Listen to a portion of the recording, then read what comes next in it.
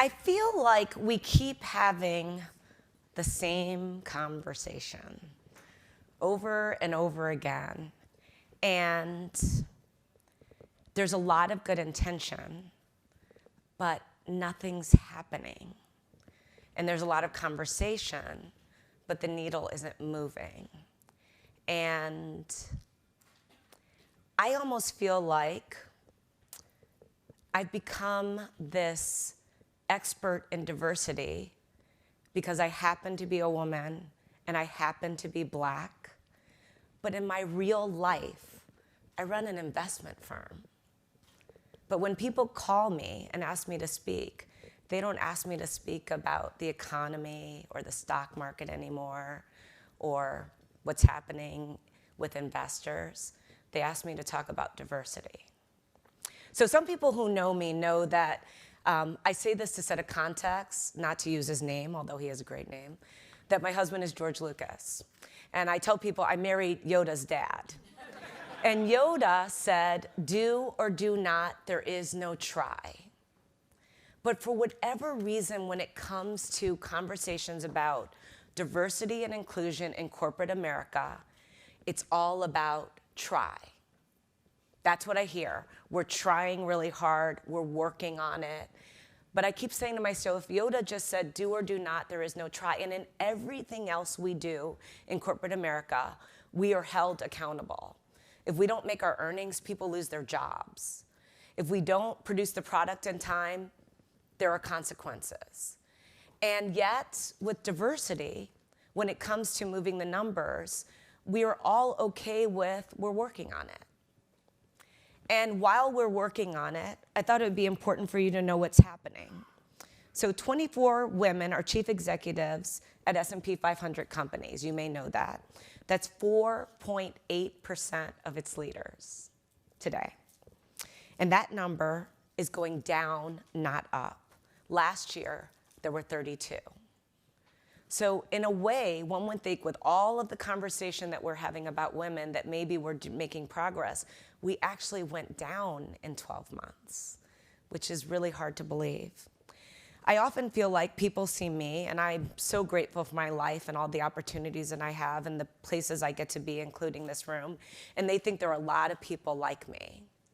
And it's interesting. White women held almost 1/3 of all management positions in corporate America at 32.5%, followed by Latinas, now listen to this jump, at 4.1%, followed by Black women at 3.8%, and then Asian women made up 2.4% of the numbers. So again, in this world that has become more global, more connected, where diversity and inclusion in these conversations are front and center. I mean, I read annual reports and see pages and pages inside of annual reports on these issues. The numbers just are not good. And so people always ask me, what can be done?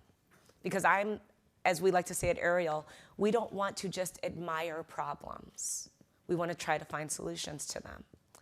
And so when we think about solutions to this issue, the do or do not, there is no try is front and center, because that's literally how all of us run our businesses. The second thing we would say is you get what you incent.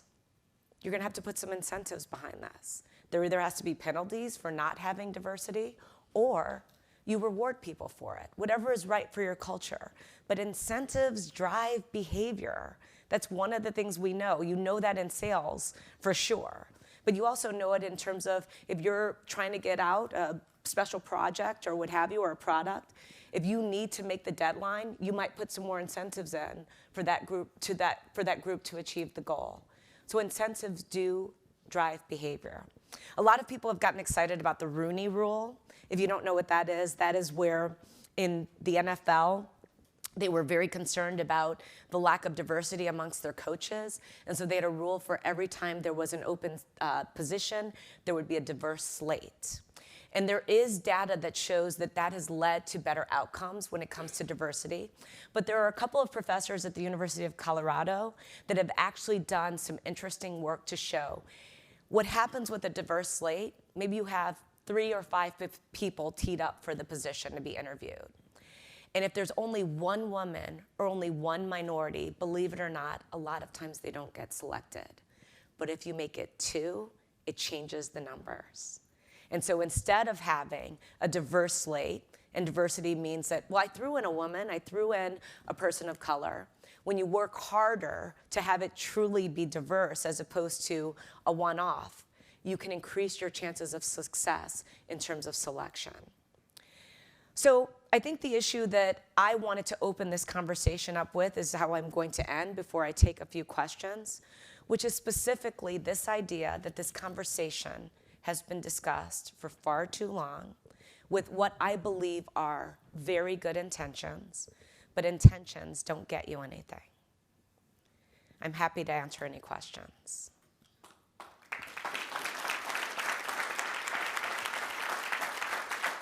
Yes.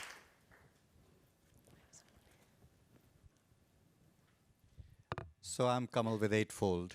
We also have a passion for diversity.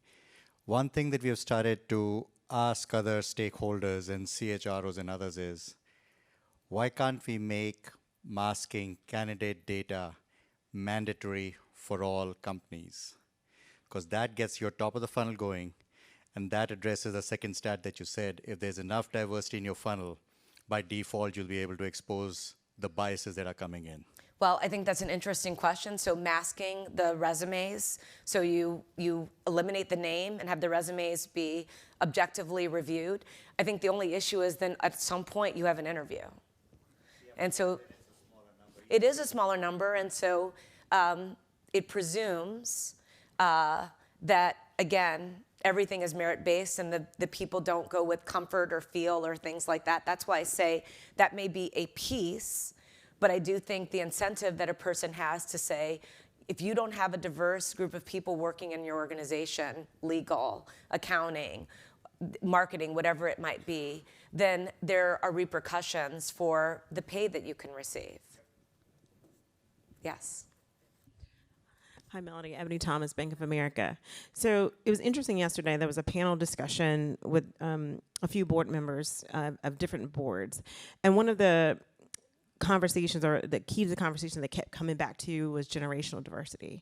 And although that is important and we want to make sure that happens, how do we continue to make sure, to your point, that we don't not only get sidetracked about the different types of diversity, and that it all is important, but we can't lose sight and focus on some of the other pieces around visible diversity? I think that's a really great question, because suddenly kitchen sink gets thrown in and then you're solving for nothing, which I think is part of the problem. I do believe in diversity in its truest sense. Age, race, gender, sexuality, all of that, ethnicity, all of that I think leads to a better outcome. And I often quote Scott Page, who wrote the book The Difference. He's a professor at the University of Michigan who created the first mathematical formula for diversity. And in that formula, he said that if you're trying to solve a really hard problem, you want people of diverse backgrounds, even diverse intellects. And I heard Sally Krawcheck this weekend talk about the fact that diversity trumps merit and diversity trumps intellect any day, because when you have all of those different opinions together, you're going to get a better outcome. So age could be a part of that diversity. I think the problem is people anchor on one thing at the exclusion of a lot of other things. So for example, I say this, and I say this with respect, I am a woman, but the #1 beneficiary of diversity initiatives in our country have been white women. Because when people talk about diversity and you go and look inside of their materials, they talk about women. And the woman that tends to benefit is a white woman. And I keep saying, that's great, but can we also think about underrepresented minorities as a part of that conversation, so that you can't just carry this one flag and say, I have diversity now. And if you're an organization and you know you don't have generational diversity, maybe that is going to be super important.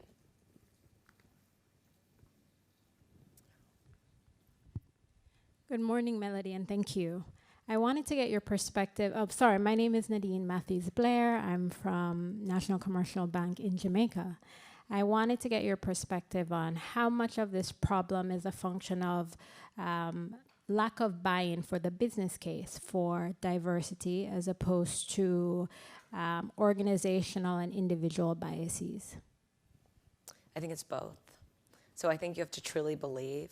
that the world is changing and that you want to have your customers represented inside of your company, and you want to have different types of people and brains to be able to come up with new and creative ideas. You have to believe that leads to a better outcome. I know that that's true at Ariel. But I also think, at the same time, personal biases, it's called implicit bias for a reason. We don't know we have them, and we all have them, all of us. And so I stand here not as someone who lives in a glass house. I'm trying to understand what my own biases are so that I'll be aware of them, and hopefully I have people in my team who will help point those out to me, and we won't get ourselves into a situation where we have a monolith. And I'll just give you a revealing example. Recently someone said to me, everyone who works at Ariel is attractive. I was like stunned by this comment, and I said, are we biased in some way that that someone comes in and the way they look makes a difference into if we hire them or not? I thought that was, I'm being just super honest. I took that very, very seriously and thought, it could be me that has projected that into our company, and our company has embraced it. So it is at least, there are things that we all have. We may not recognize them, we may not be willing to admit it, but at least you should be willing to question yourself about it, and hopefully have people around you who ask you hard questions. So I think the implicit part is part and parcel of just being a human being. So with that, thank you very much.